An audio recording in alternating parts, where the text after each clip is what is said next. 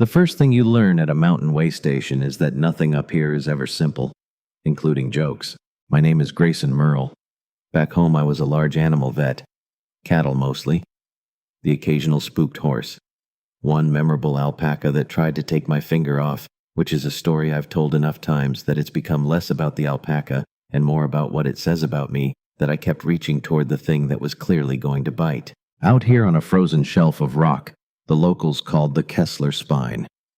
I was something closer to a triage nurse for an entire species I'd known for all of 14 months. The Vey weren't livestock, but broken bones don't care what species they belong to. And neither does frostbite. And neither does grief. And I'd gotten good at all three. The way station was a converted monastery. Stone walls 4 feet thick, carved by hands that knew the mountain would try to kill anyone who didn't respect it. Built around a central well that never froze even when the wind outside could strip skin in under a minute.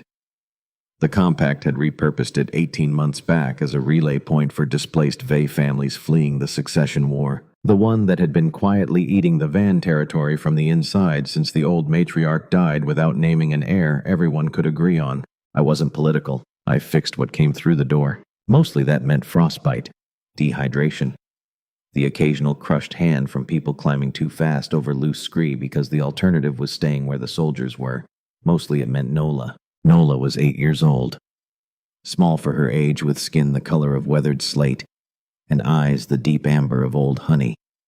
She had walked into the way station 9 weeks back with a woman who introduced herself only as her aunt, and who died of exposure 4 days later despite everything I knew how to do. Nola hadn't cried. She'd sat by the woman's bed with her knees pulled to her chest and watched the breathing slow down and stop with an expression I didn't have a word for yet. And after that, she didn't leave my side. Not because anyone assigned her to me. Because I was the last adult who'd been kind to her aunt. And that apparently counted for something, even when the kindness hadn't been enough. She called me the bone setter. I never corrected it. It wasn't wrong. The woman arrived on a Wednesday, which felt like an insult to Wednesdays. We didn't know who she was. That's the part that matters for how this goes. What we knew was that a convoy had come up the eastern switchbacks 2 days ahead of schedule. Running lean. 6 guards instead of the usual 20. No banners.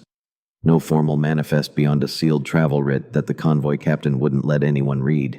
The woman at the center of it wore a traveling cloak the color of wet slate. Unremarkable. The kind of garment designed to make you forget the person wearing it. She had a long face, pale violet skin gone faintly gray at the temples in the Vey way. That means middle years rather than age, and eyes the deep blue-black of a sky an hour before full dark. She gave her name as Sarah Van. I didn't think to question it. Why would I? People came through the spine under assumed names constantly. Merchants dodging tariffs. Land families dodging the draft. The occasional person dodging a marriage they hadn't agreed to. A traveling noblewoman keeping her head down during a succession crisis was the least suspicious story available. She had one ward with her. A boy younger than Nola, who didn't speak, and who she introduced carefully like she was testing how the words sat in her mouth, my sister's son. That was the lie that mattered. Not the name. The nephew. The way station had one working stove, which meant everyone ate in shifts in the old refectory at long stone tables worn smooth by 6 centuries of monks who'd had different gods in the same weather. Sarah sat across from me on her second night because the bench was full, and she didn't seem inclined to make a fuss about it. And Nola installed herself between us without asking anyone's permission because that was a thing Nola did. She picked an adult and sat between them like a small slate-gray hinge holding 2 doors together. She doesn't talk much, Sarah said, looking at Nola, who was carefully not looking at either of us while working through a bowl of the lentil mash that was the way station's signature dish in the sense that it was the only dish. She talks plenty, I said. Just not to people, mostly to the goats. There are goats. 3 of them mountain stock bred for the cold. Nola is convinced the small one understands her better than I do, which is fair since I don't speak goat or much Vey. Sarah's mouth did something I'd come to recognize over the next several days. Not quite a smile. More the structural foundation a smile might eventually be built on top of if the right materials arrived. You're very calm, she said, for a man running a medical station with 1 stove and 3 goats. I'm very tired, I said, for a man running a medical station with 1 stove and 3 goats. The calm is mostly inertia. That got the actual smile. Brief. Surprised out of her like she hadn't planned on it. We talked more over the following nights than either of us probably intended. She was careful in a way I clocked but didn't push. She asked questions about the compact's resettlement policy that were a little too informed for a merchant's widow. She had a way of watching her convoy captain, a quiet man named Harlan, that read less like employer-employee and more like she was waiting for him to overstep, so she could correct him without raising her voice.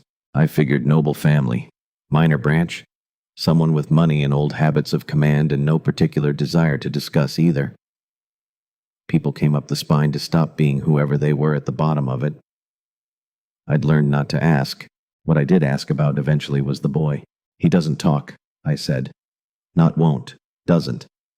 There's a difference, and I want to know which one it is before I treat it like a medical problem instead of whatever it actually is. Something crossed her face, quick and old. His mother died badly, she said. He saw it. He hasn't spoken since.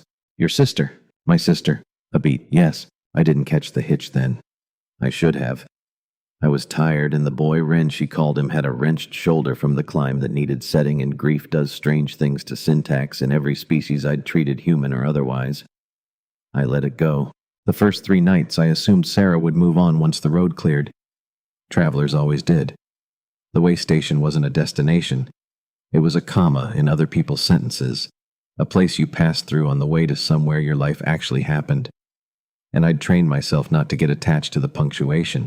I checked the weather reports out of habit rather than hope, and told myself the woman with the careful eyes and the false name was just one more comma, gone in a week. She didn't move on. The eastern switchback stayed clear. The road stayed open. And Sarah stayed anyway, citing first the boy's shoulder, then a fever that swept through 2 of her guards. Then by the 5th day, no excuse at all. Just a quiet decision that nobody in the convoy seemed inclined to question. Harlan watched the road with binoculars every morning like a man counting down to something. I noticed. I didn't ask. I was getting good at not asking. What I did instead was teach her to set a splint. It started practically. One of her guards had taken a fall off the eastern stair. Nothing broken, but a wrist that needed wrapping. And I was up to my elbows in goat feed and asked Sarah, mostly as a joke, whether she'd ever held a bandage roll in her life. She had not. She also, it turned out, hated not knowing how to do a thing once she'd been shown it was possible to learn. By the end of that week, she could set a basic wrap better than half the guards who'd been doing it for years. And she did it with the same controlled, economical focus she brought to everything. Like competence was a thing she collected on principle the way some people collect grudges. You're wasted on lentil mash and goats. She told me the 4th time she'd watched me reset a dislocated finger on one of the refugee children who'd come through with frostbite. I'm exactly the right size for lentil mash and goats, I said.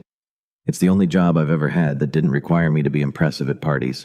I find that very hard to believe. I once made a woman cry at a county fair by explaining bovine mastitis in too much detail.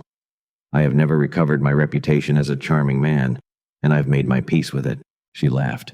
Really laughed. The kind that startled even her, like she'd forgotten the sound was still in her somewhere. I watched her hand fly up to cover her own mouth in surprise, and I thought, there it is. I didn't know yet what that meant. I just knew I wanted to hear it again. Nola and Ren found each other the way kids who don't talk find each other, without much ceremony, over the goats. In a silence that somehow had more conversation in it than most of the talking I did all day. By the 4th night, they were inseparable. 2 small, quiet shapes hunched over the same patch of straw in the goat shed, doing something with a length of string in Ren's good hand that I never did get the full explanation for. Nola had started talking again a little when it was just the 2 of them and the goats.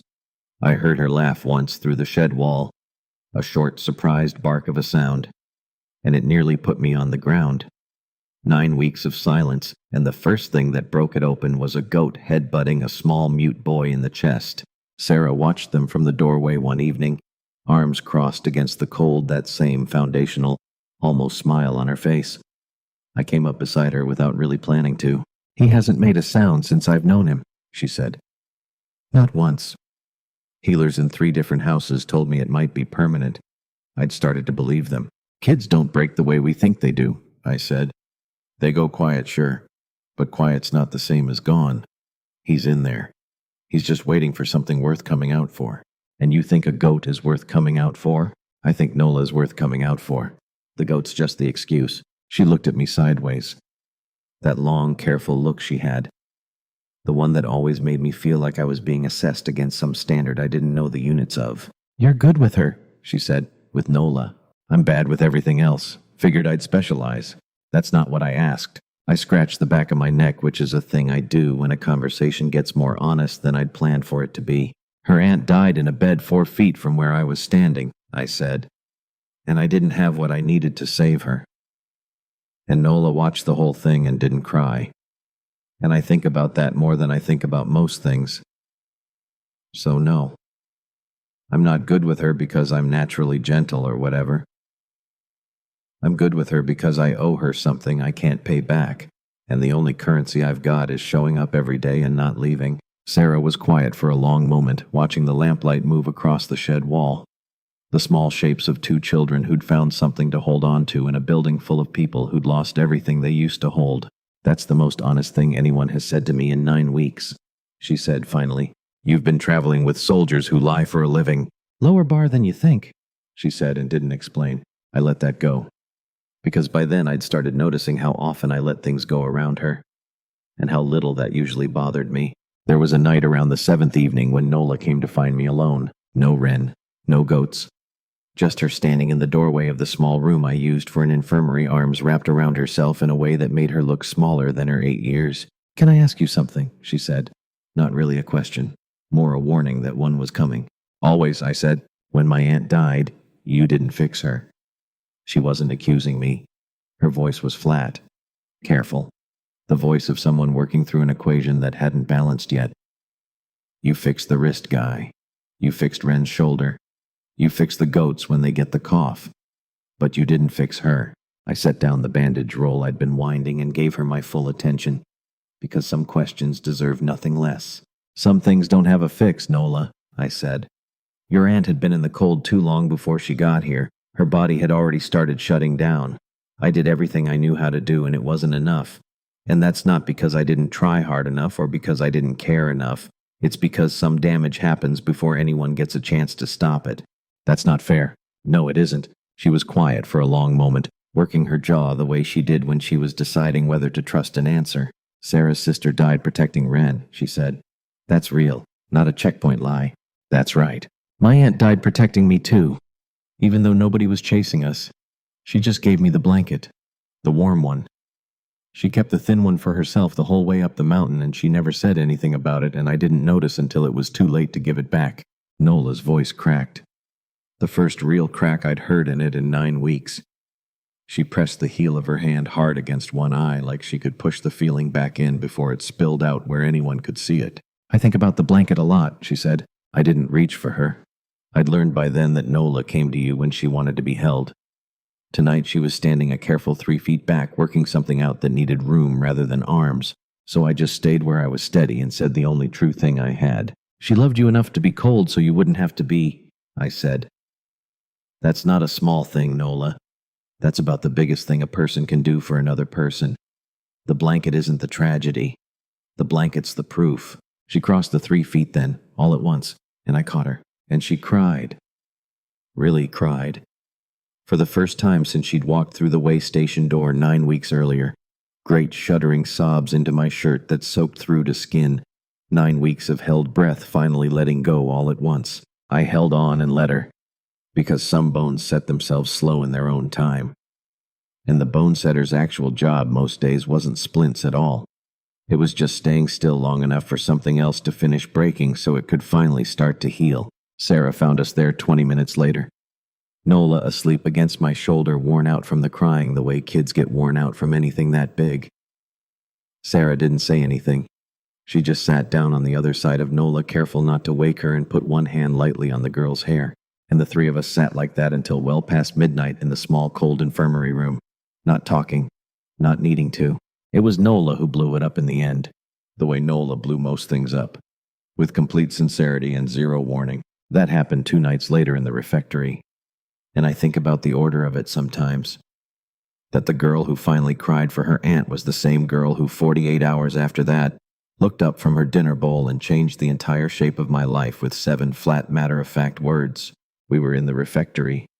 The 8 of us who counted as the way station's permanent residents, plus Sarah's 6 guards, plus Sarah, plus Ren, all working through the evening lentil mash.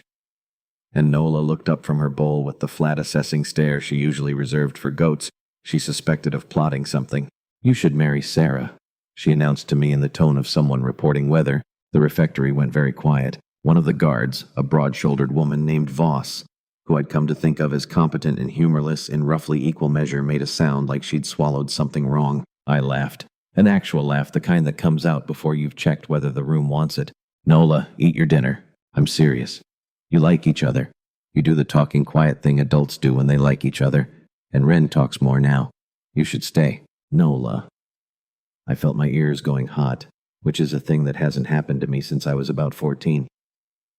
That's not how it works." "Why not?" "Because—" I floundered, glanced at Sarah, found her watching me with an expression I genuinely could not read, which was new. By this point, I'd thought I had her catalog memorized. "Because I'm a vet from a mountain that doesn't have indoor plumbing half the year, and she's—" I gestured at Sarah, at the cloak, at the 6 guards, at the entire unspoken architecture of a person who was clearly more than a merchant's widow traveling light. "She's whatever this is."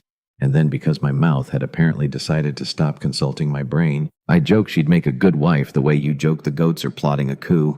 It's a bit. It's just a bit I do. I hadn't meant to say it out loud. The joke I'd apparently been making in my head for days without noticing I was making it. But there it was, hanging in the cold refectory air. I joke she'd make a good wife. My own voice flat with embarrassment, repeating something that had clearly been circulating in the small economy of looks and half-smiles between Sarah and me for longer than I'd been willing to admit to myself. Sarah set down her spoon. The room got quieter than it had been a second ago, which I hadn't thought was possible. "I accept," she said. I waited for the rest of the sentence. There wasn't one. "That's—" I started and stopped because I genuinely did not have a follow-up prepared for this contingency. "Sarah, I wasn't proposing. That was Nola proposing, technically, if anyone was. And she's 8. And her track record on adult relationships includes 1 goat she's tried to match me with as a backup plan." "I know what you were doing," Sarah said. Her voice had gone strange. Not cold, very controlled. The way a person's voice goes when they're holding something carefully so it doesn't spill. "I'm not confused about the joke. I'm telling you I accept it anyway. I'm telling you that if it stopped being a joke, I would not be unhappy about that." Voss had gone very still in the way I would later understand meant she was about to do something the convoy captain needed to know about. And Harlan himself had set down his own spoon with the particular care of a man bracing for something. "Who are you?" I asked. Not unkindly, just finally, after 9 days of letting things go, asking the question I should have asked on day 1. Sarah looked at Nola and Ren, who were both watching this unfold with the rapt, unblinking attention of children who have just realized the adults are doing something more interesting than dinner. Then she looked back at me, and something in her shoulders changed. Not collapsed exactly. Settled. The way a structure settles when a load it's been carrying gets finally set down. "My name is Saraveth Van," she said. "I am the last living heir of the Van Regent line. I have spent the last 4 months being hunted through my own territory by 3 cousins who would prefer the succession crisis end with my death rather than my claim. And I came up this mountain under a false name with 6 guards and my dead sister's son, because it was the only direction nobody expected me to run." She looked at Ren. "The boy is not my nephew by marriage or convenience. He is my sister's child. And she did not die of fever in a border skirmish, which is the story Harlan has been telling the convoy captains at every checkpoint. She died defending him from people sent by our own family, 12 days before I reached her. And I have not told another living soul that detail until this moment, in this room, to a man who fixes broken animals on a mountain with no plumbing." The silence after that had a different texture than the silence before it. "You're the Regent," I said. Because apparently that was the thing my brain landed on. "Contested, currently in hiding, yes." A pause.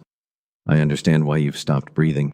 "I have not stopped breathing." "You have, I can see your chest." Nola, who had been watching all of this, with the focused intensity of someone finally getting actual content for her ongoing theory about adult relationships, leaned over to Ren and said in a stage whisper that carried to every corner of the refectory, "Told you."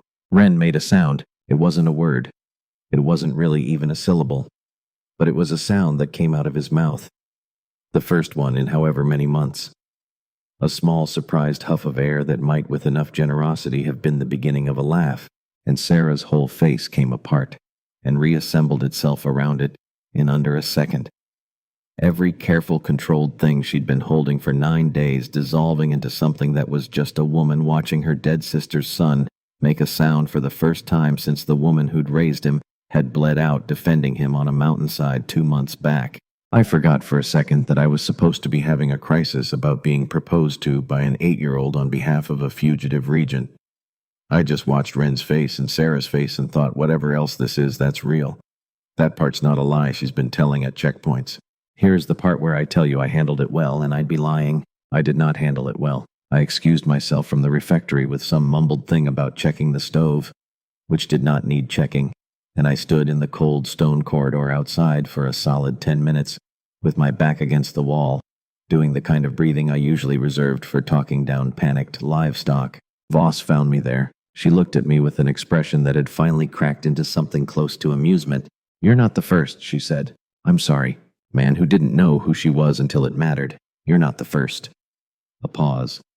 "You're the first," she's told, though. Voss leaned against the opposite wall, arms crossed.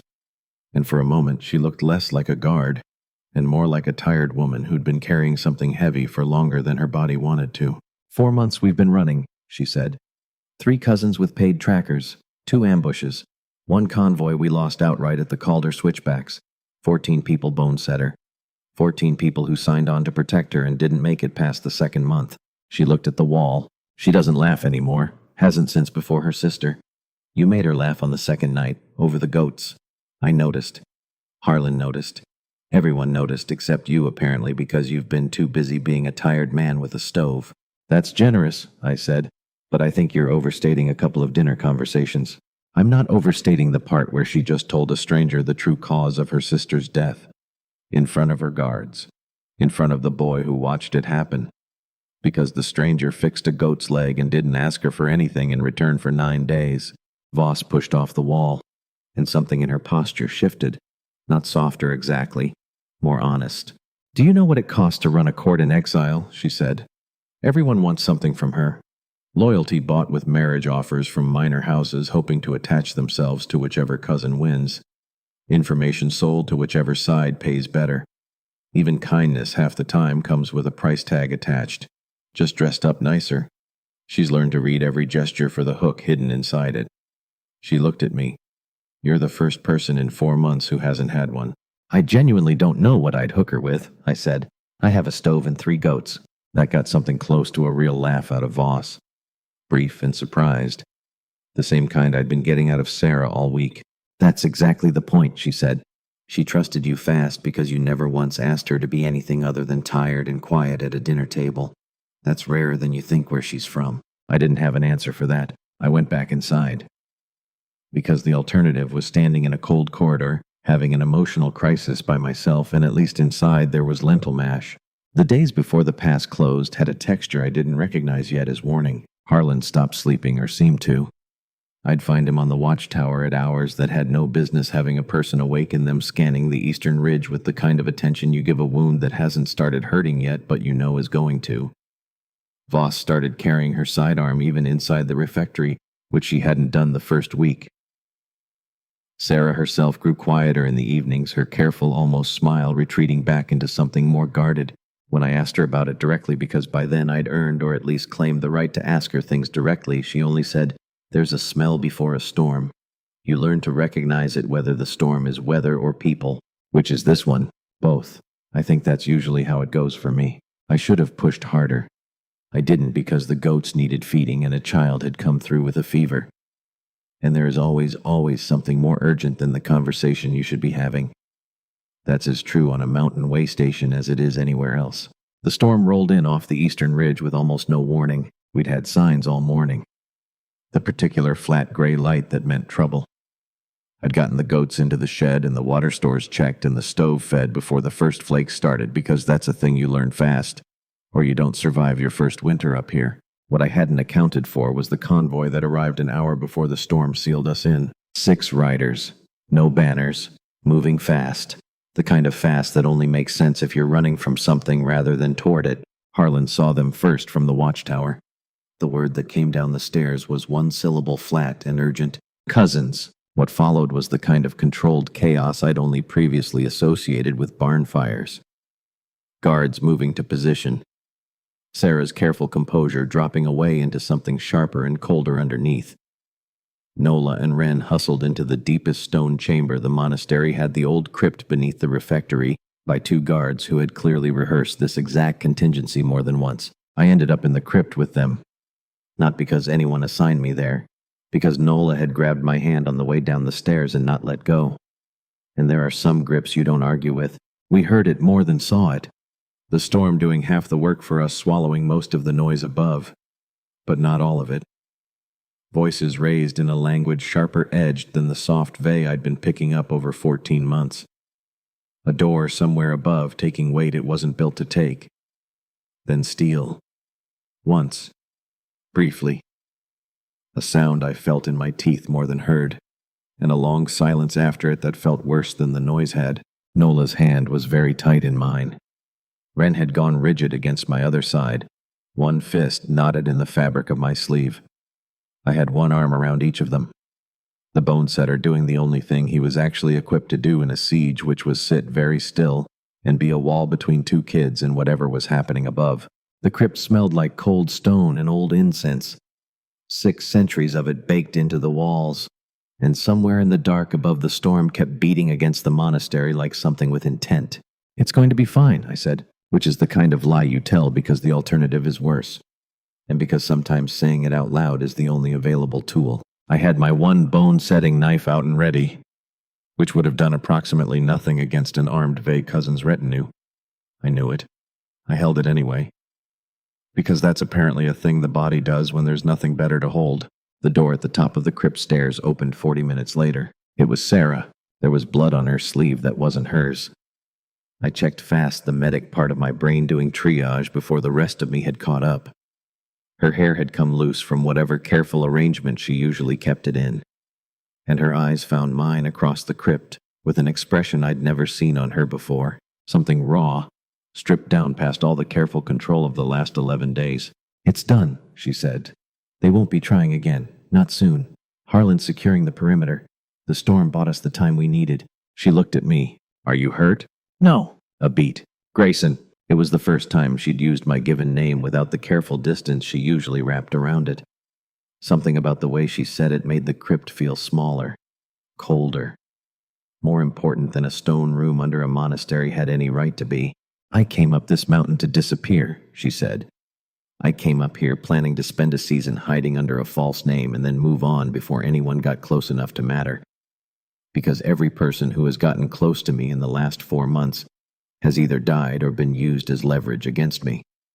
And I would not survive watching that happen to one more person I let myself care about." Her voice cracked just slightly on the word care. "And then you fixed a goat's leg," she said, "and gave my nephew a reason to make a sound for the first time in 2 months, and told Nola the truth about why you're good with her instead of some comfortable lie. And I stopped being able to plan around the assumption that you wouldn't matter." "Sarah, let me finish. I have spent 4 months being very careful, and I am tired of being careful in a crypt." She stepped closer, close enough that I could see the cold from the storm still clinging to her cloak. "You said it was a joke. You said I'd make a good wife. The way Nola says the goats are plotting a coup. I understand that you meant it as the smallest thing a person can mean. But I am telling you in front of these children in this room with the blood of my own cousin's man still on my sleeve, that I do not want it to be a joke. I am asking you to let it stop being one." The crypt was very quiet. Nola had stopped breathing audibly, which for Nola was a significant editorial choice. Ren was watching with the same rapt focus he'd had in the refectory. "You're a fugitive regent in the middle of a succession war," I said, because someone had to say the practical thing, and apparently it was going to be me. "I'm a large animal vet with one working stove. This is not by any reasonable accounting a sensible thing for either of us to be doing right now. No, Sarah agreed. It isn't. I don't have anything to offer a regent. You offered my nephew the first sound he's made since he watched his mother die. You offered an orphan a reason to start talking to people instead of just goats.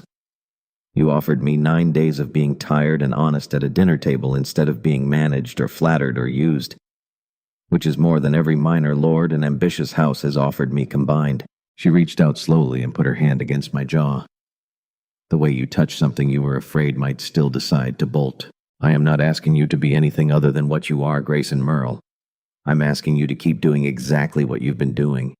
Just do it as mine instead of as a stranger's. Nola, unable to contain herself any longer, said in a very small and very satisfied voice, "Told you." I laughed. The same kind of laugh from the refectory. Surprised out of me. Except this time it cracked somewhere in the middle and came out closer to something else entirely. "I joked you'd make a good wife," I said again. Quieter this time. No longer a joke. Watching her face while I said it. "I didn't expect you to actually say yes." "I know," Sarah said. "I think that's exactly why I did. The storm kept us sealed in for 8 more days. There wasn't a wedding. Not then. Not with the succession war still smoldering at the bottom of the mountain, and the snow outside burying roads that wouldn't clear till spring. There was something smaller, and I'd argue more honest. A quiet understanding witnessed by Nola and Wren and Voss and Harlan and 3 goats, who did not care either way, that whatever came next, and a great deal came next, most of it considerably more complicated than lentil mash and snowed-in evenings we were doing it together. Those 8 days had a strange suspended quality to them. The kind of time that doesn't quite count toward the rest of your life because the world outside has gone temporarily unreachable. We ran out of lentils on the 6th day. Sarah, of all people, organized a rationing system more efficient than anything I'd managed in 14 months, dividing the remaining stores with the same precise, unhurried competence she brought to splints and succession crises alike. Voss taught Nola to throw a knife at a target chalked on the goat shed wall. Nola took to it with an enthusiasm that made me reconsider several of my assumptions about her quiet, watchful nature. Harlan stopped watching the watchtower and started instead falling asleep at the refectory table over games of stones with Wren, who beat him more often than seemed strictly plausible for a boy who'd been mute 3 weeks earlier. Wren talked more after that. Not fluently, not right away, but in small accumulating pieces the way ice breaks up on a river in spring. First a sound, then a word, then a sentence about the goats that made Nola laugh so hard she fell off the bench. By the 7th day he'd worked up to full conversations, halting and careful mostly about which goat was secretly the smartest, and which one was, in his considered 7-year-old opinion, definitely planning something. Sarah cried the first time she heard him say her name. Not the formal address her guards used, just Sarah. Plain and easy, the way you'd say the name of someone who is simply uncomplicatedly yours. Nola stayed close to me the way she had since her aunt died, except now there was someone else for her to be close to as well.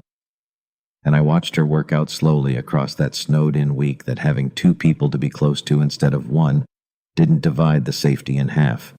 It multiplied it. She started sleeping through the night again around the 7th day. Sarah mentioned it to me quietly, having noticed the change in the girl's breathing through the wall they shared. And I realized I'd stopped tracking it myself somewhere in the chaos of 8 days indoors, which felt like its own small, hard-won kind of progress. I never did stop being a large animal vet. The compact, as it turned out, had considerably more interest in a regent's consort who could keep livestock alive through a mountain winter than in one who could do nothing useful at all. And I kept the stove running and the goats fed and the bone-setting kit close at hand for years afterward. Even once the succession war ended, even once Sarah's claim was settled, even once the title got considerably more elaborate than the bone-setter's husband. The wedding, when it finally happened, was small and late, held at my insistence over the strenuous objections of 3 different land ministers at the way station itself, in the refectory, with goats permitted to wander the courtyard outside, and a stone table worn smooth by 6 centuries of monks serving as the altar nobody had planned for. Nola stood up as witness, solemn as a judge, and informed the assembled land dignitaries that she had called it first months ago over lentil mash, and that they were all very behind. Wren read a short, careful speech he'd written himself, about goats, and shoulders, and the first sound he ever made. and there was not a dry eye among 600 years of cold stone walls. But that part of the story, the war ending, the claim settling the wedding in the refectory, belongs somewhere else. This part ends where it should, in a snowed-in monastery on the Kessler spine, with a regent's hand against my jaw, and an 8-year-old smug voice in the background telling me she'd been right about the goats all along, which she had been. She usually was.